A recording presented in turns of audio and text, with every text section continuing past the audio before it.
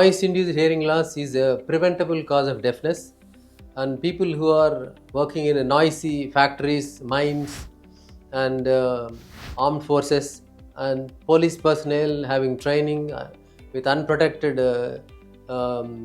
ears, they are supposed to wear the ear muffs, but they don't. And also people in DJ industries and music, and these people are prone for noise-induced hearing loss, and they will have a ringing sound in the ear, and when they come to us, when we do the audiometry, they will show a drop in 4 kilohertz. This indicates noise-induced hearing loss. This has to be prevented. When they have these kind of symptoms, ringing sound and blocked feeling in the ear, when they are exposed to loud noise, they should consult the doctors immediately for urgent remedies. Thank you.